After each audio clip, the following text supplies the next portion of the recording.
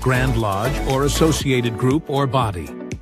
Now here are your hosts, Brothers Darren Kellerman and Alex Powers.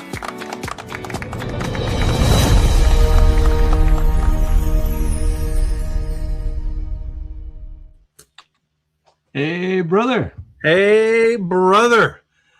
Another week down, week 9. Week 9, right out of the gate. Hey, brother, hello to Courtney, 1980, down in Texas, coming on to join us even before the show started.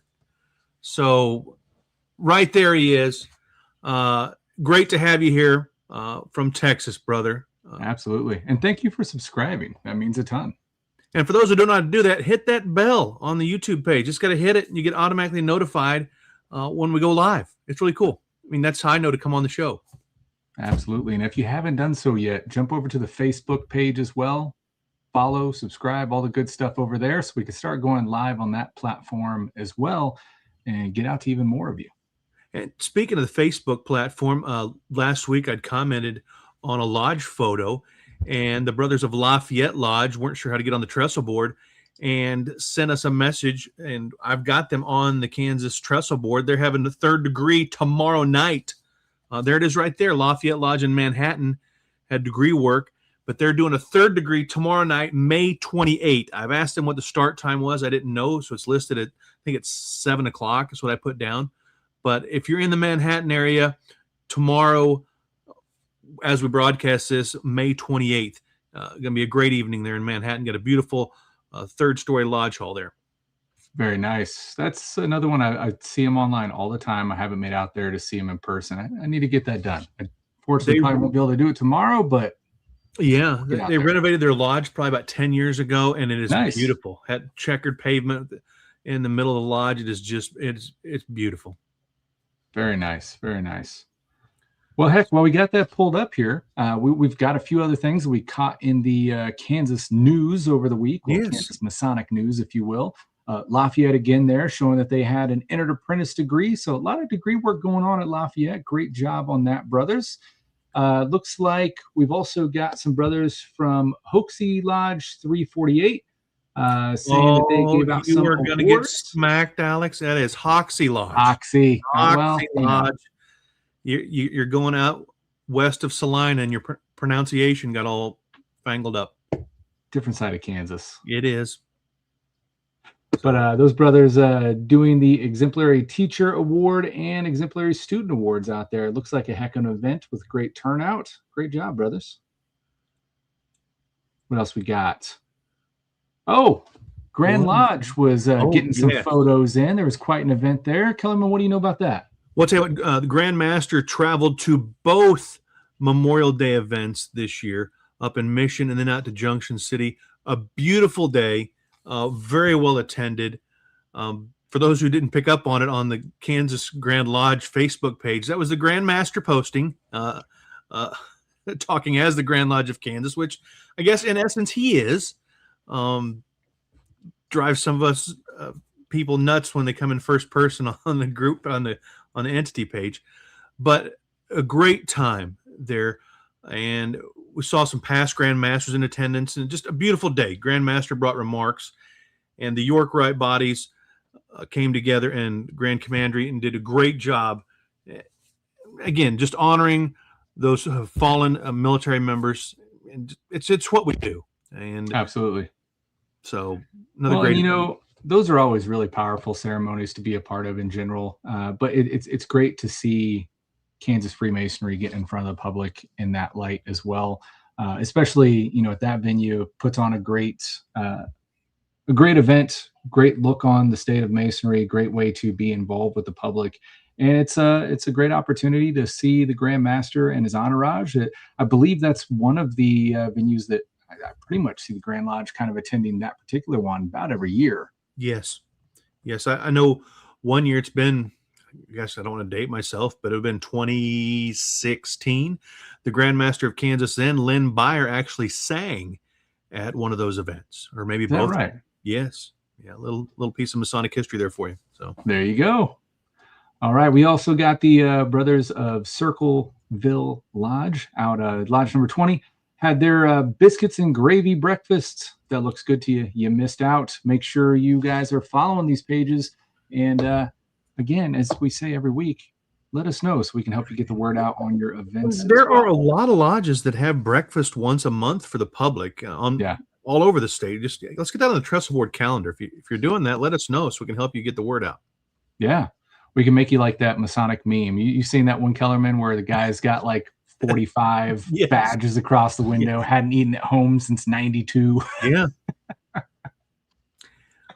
As reference, we need a picture of the back of Earl Ginter's vehicle because that is it. It is side to side with Masonic emblems. I do not doubt that. I do not doubt that. He's probably shy quite a few too. That guy's everywhere. Yes. Let's see here. We've got the guys over at Albert Pike Lodge 303 posting. They're actually doing an event. And I like this about Wichita. I see these guys post all the time, not just Pike, but the entire Wichita area Freemasons. They kind of get together and they do events together. And I like that. I think it's a great idea. Besides, just isolating lodges where Kansas Freemasons get together and, represent your region of the state. I think it's great. They've got a 3rd annual First Responders Luncheon going on. So if you're in the area, especially if you're a first responder or know one, let them know. Get some people out there. Sounds like another great event that's going to go on. Also checking in while you're looking at the next stuff. Old Fashioned Masonic Podcast joining us. Hello, brother.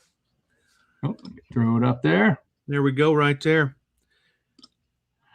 Wichita does a great job working together. Indeed, brothers. Great job. They sure do. And, in some areas, not Kansas, lodges kind of compete for members and such and are kind of independent entities. But just like Alex said, not so down in Wichita. They are working together. They have awesome information nights, and it's just a great group effort down there. Freemasonry is very strong in Wichita. So, indeed. And then last but not least, as far as what I found on the old Book of Faces, Emporia Lodge number 12 has an event coming up, the annual recognition ceremony on June 12th, 6 p.m. So if you guys are in the area around that date, make sure you register and stop in to take part. It should be another good time. Yes, I do show tonight down at Albert Pike. They were doing scholarships and emblem presentations. I believe the Grand Master may be down there. I know some of the Grand Lodge officers are down there as well. So always traveling. Those Grand Lodge officers are all over our state. Absolutely. Let's see. While you're pulling those out, we might as well go ahead and pull that calendar up and see what's going on in Kansas. Yeah. Looks like since our last show, we had a COA meeting. What do you think they worked out?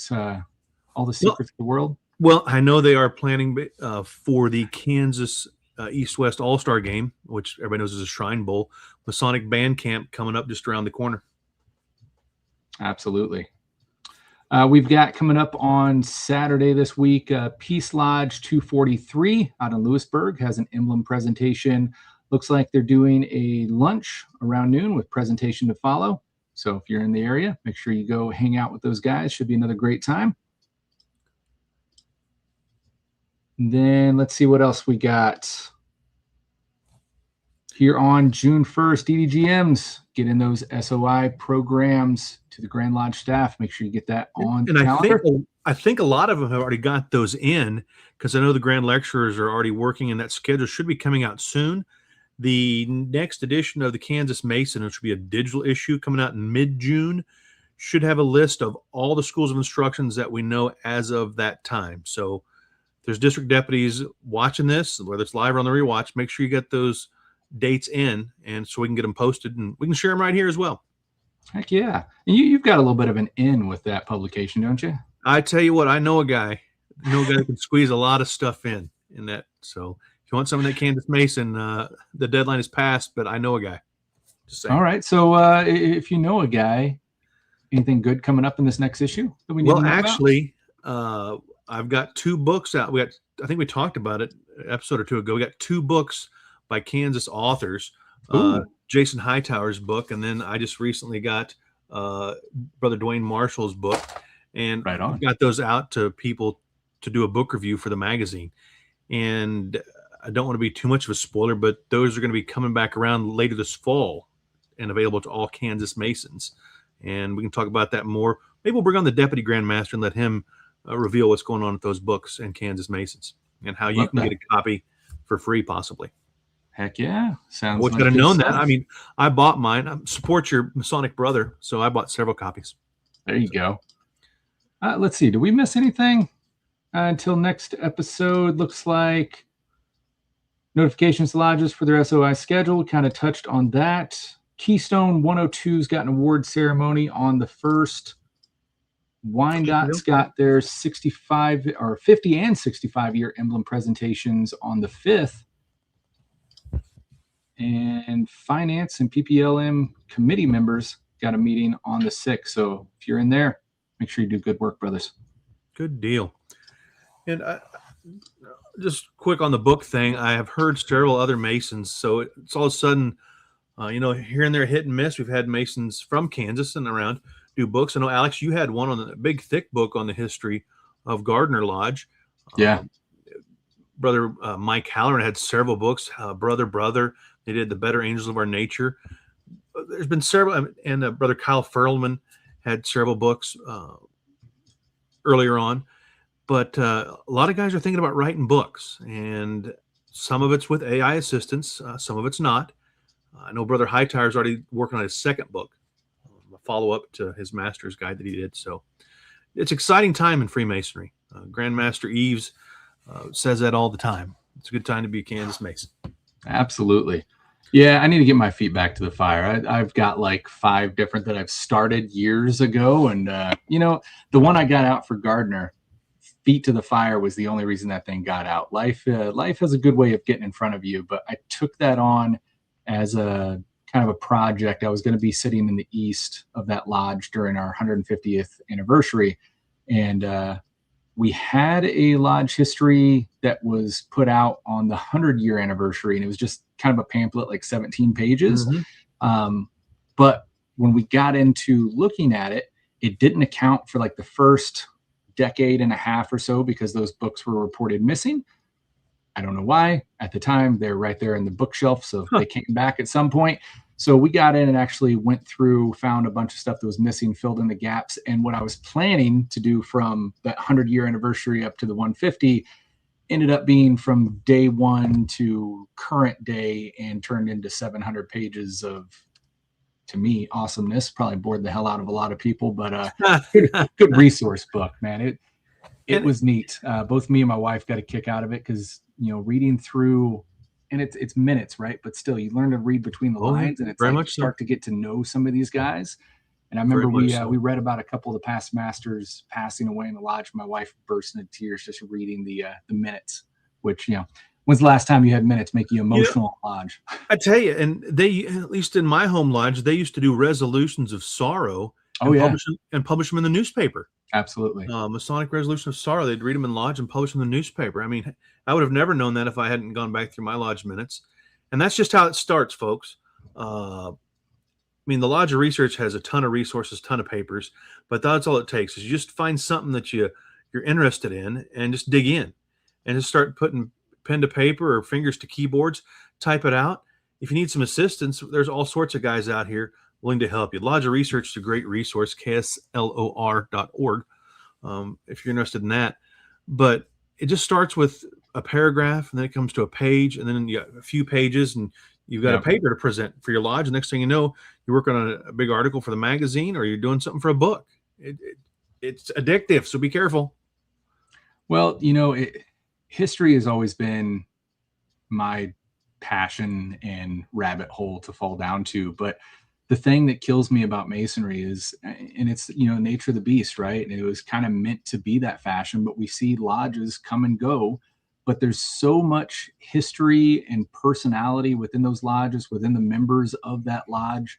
And I can't tell you how many have just been forgotten about. Like, you may see the name of a lodge on a paper one time. I know that sounds familiar, but you have no idea about that lodge, and they all have a story. And there's so much of it out there, and it's not captured. And when it is captured, it's kind of Cliff Note version.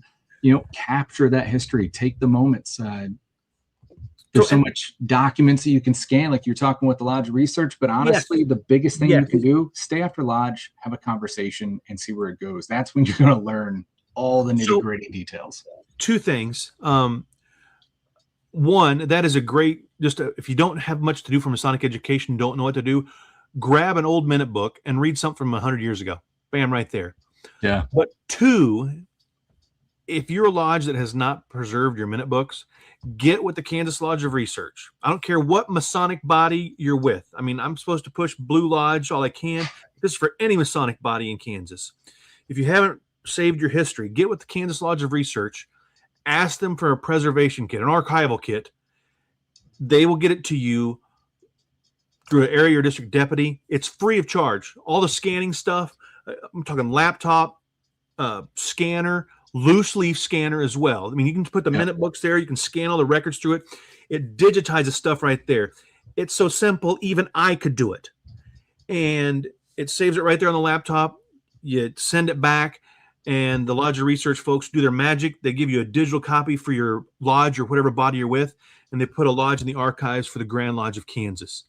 Free. Absolutely. Period. I know several lodges have bought their own archival kit. Shout out Hancock 311. But this is free, and not a lot of lodges have taken advantage of it, but a lot of interest. And I know, Alex, you even presented to, was it Massachusetts, or maybe it was a Grand Masters Conference about this program? Yeah, we've helped several other, Massachusetts being one of them, the Lodge of Research up there, but we've helped several other jurisdictions, even internationally. We talked to brothers in the Grand Lodge of Scotland, and several individual lodges over in Scotland to help kind of mimic what we're doing. And I mean, technology is changing all the time. It's getting better. It's getting cheaper. There's really no excuse not to do it these days. We know the history is disappearing right before our eyes. Capture it while we can. What is so cool about this? Because, I mean, yes, you've got to sit down and do it.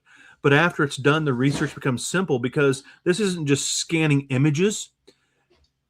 It's searchable. So if I want to find something for Darren Kellerman in the minutes, or somebody does years down the road, when did he get expelled? You could type that in the search function, and it'll search through the minutes of that lodge to find all the references to that name. And it searches the handwriting. This is the cool old calligraphy type records.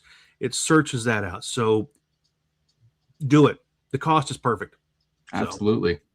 Well, you know, I can say from my lodge, and I've been through our minutes, so I know it, but I'm sure everyone has a story they've either read or personally known or heard about from their lodge. Recently, I donated blood through my wife's work, and it was making me think. One of the pieces of history that I read out of our minutes and then verified with the lodge that kind of blew my mind, but it was common practice in the day. Back in the 60s, we didn't have the blood banks that we have today. So Gardner Lodge was one of the places. I'm sure many other lodges did this too, but Gardner Lodge ran their own blood bank for the local area hospitals. And old Doc Kanoki actually kept all the blood at his house in the fridge. And when they needed it, would rush it down to the hospital. It's crazy to think, but yeah. That is craziness. The only lodge I know of doing anything blood drive wise right now, Wyandotte 3 does that every quarter, maybe. Yeah. They're very big on that, but that is so awesome to know that. Of course, Masons are everywhere. I mean, the fact that he was, old Doc Kanoki, that's awesome. What about you, Kellerman? There's got to be something in your lodge's history that stands out to you as kind of a quirky weirdness. Well, the membership. No.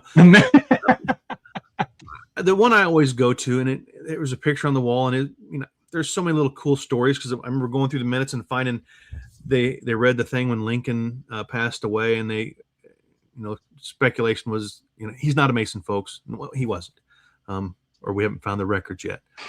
But I'm always just amazed, and I've been talking about degree work on here because I love degree work, and the lodge in Garnett, that is my home lodge, was trying to help out the town of Richmond get their lodge started, but they needed more master masons to help get that going. So they had a weekend to finish it off. The guys had, they'd done the entered apprentice and the fellowcrafts wherever, but they needed to push through. And they did it in a weekend. And there's a picture there, and I know you've heard the story, Alex, but there's the guys sitting there, and this is like in June or July, and the Lodge Hall in Garnett's third story. Yeah. And so the guys are there in their jackets and ties. They're taking their jackets off, and there's one guy with his collar loosened, and in the minutes written in code, this is the cool part, because researching the minutes for our 150th, written in that pig pen cipher that Masons first started using, it talked about how a brother passed out during the degree work because it was so hot in the lodge. They had to take a break. Yeah. And it's just like, what? Could you imagine that today? I mean, this is why, I mean, we can tell whatever stories about harvest and all this, but most lodges were above something. They're on a second story. This is why lodges were closed in July and August, because it was so damn hot. Oh, absolutely. And the fact that they had the dedication to do that so a lodge could get started in the neighboring town. I mean, working together so they can get their charter. And it's just amazing. They put that degree work on one by one by one in a third story lodge. They switched out masters and ritualists and stuff like that. It's just amazing to me. Well, you know, that's one of those things I think we all talk about, and we know, man, back in the day, these lodges were probably hot. We see so many of the old lodges, you know, the lacquer on the wood will kind of be bubbled up and stuff, and you can just tell it's gotten hot over the years. But I don't think we really put that into perspective. I mean, you dial it back. I don't care if you open those windows or not. You know, the original roof of Gardner, we replaced it, was 10. And that was so many of these lodges, right? So you got a 10 roof, 10 ceilings. You know, typically they would have candles or lanterns going, gas-powered lanterns at one point. I mean, and then all the bodies in there. Suits weren't as thin as they are today. You know, a lot of suit stuff of that. And I'm like, good Lord, it was a hot night. If you want to hear silence, ask the guys at Caledonia Lodge. They meet in the old Salina Masonic Temple. If you can have a meeting there in June or July, because that's the old Salina 60, Lodge number 60 temple building. Yeah. And it's on like the 5th floor, the 7th floor. And back in the day, no air conditioning. I mean, I get it's a stone edifice. Could you imagine? And they say even now, we've been there. We about killed the incoming Grand Senior Deacon a few years ago, waiting to hear his announcement. But it's just so hot up there, and the air conditioner just can't keep up there. But it's a beautiful lodge hall, but holy mackerel. And like you said, those used to be wool suits. Oh, yeah. Oh, yeah. I got one for you, Kellerman. We were looking back, and have you ever seen like the old postcards that will show like pictures of lodges and stuff? It was real popular back in the day. Yeah. So we found one of those of Gardner Lodge out here in Kansas, all of them are Kansas, right? But we find one, and on the lodge, you know, it's a 2-story building, store below, lodge up top, but on the window of what is the preparation room, chamber of reflection and some, if you will, it said dentist. Wood sign painted on. I was like, well, maybe the downstairs, right? But I got looking into it, and I pulled up the old newspaper records and stuff. One of the brothers, I'm slipping on his name, it's been a long time. One of the brothers, past master, was the town dentist, and he actually rented out the preparation room as his dental office. And it's kind of a perfect setup. And I don't know I can't remember how far it goes back, if they kind of planned this when they built the lodge out. But when you go up Gardner Lodge, you've got like, I guess you can call it like a lobby area right off the little kitchen and dining room. And then you've got the Tyler's quarters, which is a nice little room, chairs around it. And then you got the preparation room, the lodge room. Well, the Tyler's quarters was his waiting room. That's why all the chairs are out there against the wall. That's where his patients would wait. And then he'd use the preparation room to do dental work. So could you imagine a chamber of reflection, getting ready for a degree, with the old scary metal hanging dentalist, you know, tools that they used back then? Oh boy. Well, and I think it's somewhat common knowledge that a chamber of reflection many times has a skull in it. Could you imagine if somebody maybe just happened to see that or forgets to put it away and they come to see the dentist? Man, you know, medical attention back in those days, I'm sure there was some skulls laying around, dental work that didn't go right. Yeah. Yeah. Oh my goodness. There's a lot of great stories in our history, and it's up to us to preserve that. Whether it's through an archival kit, going back and reading it, just got to do something to preserve it and then forward it, present it to this new generation somehow in some format. Yeah. Absolutely. Well, you'll come across stuff you never knew existed, but you also come across kind of the in between the line stuff. I mean, you think about the early lodges of Kansas. I mean, really, any of the lodges of Kansas, Brother Masons have a tendency to, be in leadership, be in community involvement, what have you. When you look back, you see some of the earliest doctors, earliest lawyers, earliest, politicians, people that help create and build our societies. And we see that carry throughout. When you dive into the lodge minutes, you end up finding a lot more history than you would imagine. You're able to, kind of connect those dots and see that your lodge was connected in ways in the community that you never knew about. And it's stuff that to them was well-known knowledge, but we need to relearn it and we need to share it. And I think that's the key source right here is, it's great to record and scan and all that, but if you don't share it, it's just going to get lost again. I agree. I know it's about time for us to head out, Alex, but I just want to share a little tidbit. Absolutely. From my day today as we record. It is May 27, 2026. If you're still watching, thank you. If you're on the rewatch, thank you. So I was invited by McKinley Lodge 41 in Pomona to do a funeral ceremony for one of their brothers today. And we all see it's important to go to funerals, and there's almost every other day, there's an announcement. One of our distinguished brothers has passed away. The funeral will be unfortunately. Yep. And it's always good to have that Rolodex or what Rolodex. Goodness gracious, how old am I? Have that list of guys who know the funeral ritual, and we'll get Dale Morrow on to talk about funeral rituals sometime. I was just thinking that, yeah. But anyway, so I'm doing my research and for this because I want it to be, every ceremony is different for me. And the coolest thing, it is so cool to me. And the biggest honor, the reason, anyway, I don't know much ritual. And I was told when I was a new Mason, Darren, if you learn any ritual, learn the funeral ceremony. Unfortunately, it's also the ceremony you hate to be asked for because it means your brother passed away. But anyway, back on task. The brother I'm doing the ceremony for became a Mason 56 years ago yesterday. Ooh. So the cool part, and I mention this in every ceremony, is when we present the apron. We talk about the apron in the funeral ceremony.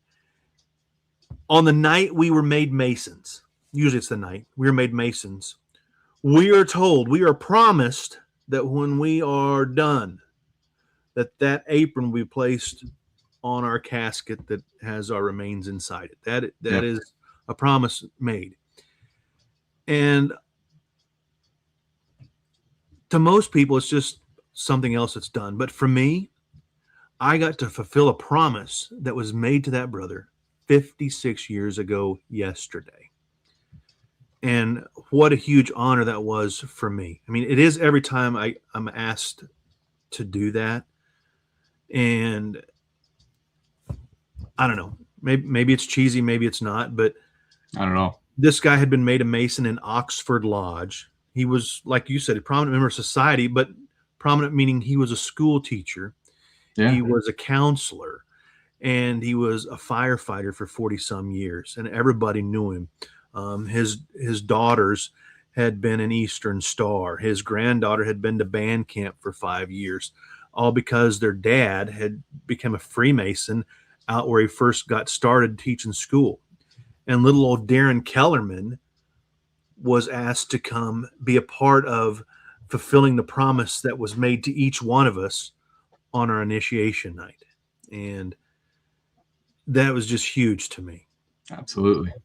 So for me, I thank the brothers of McKinley Lodge for that invitation. But for all those Masons out there, if you can attend funeral services, support those brothers, and then make sure your family knows that if you want that service, make sure they know that. And 100%. It'll happen. Yeah, you'd be surprised how many, that's just never discussed, and they don't understand or don't know the process or even where to start with it. You've got to pass that information along. So, and I got to help educate. I won't say educate because funeral directors are all very well educated. But there was a flag on the casket today, so there's a way we do that.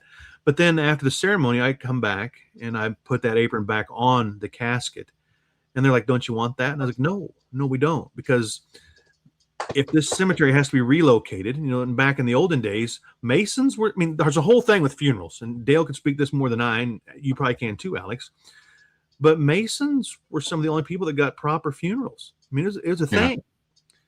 And if the cemetery had to be relocated, and those boxes get found or whatnot, there's an apron there. It gets taken care of very well because those undertakers were Freemasons. Yep. So today we did our part. And again, brothers, that not ending on a somber note, memento mori and all that. I mean, that's what we Freemasons, we have a and all that, and that's part of it. So, but absolutely.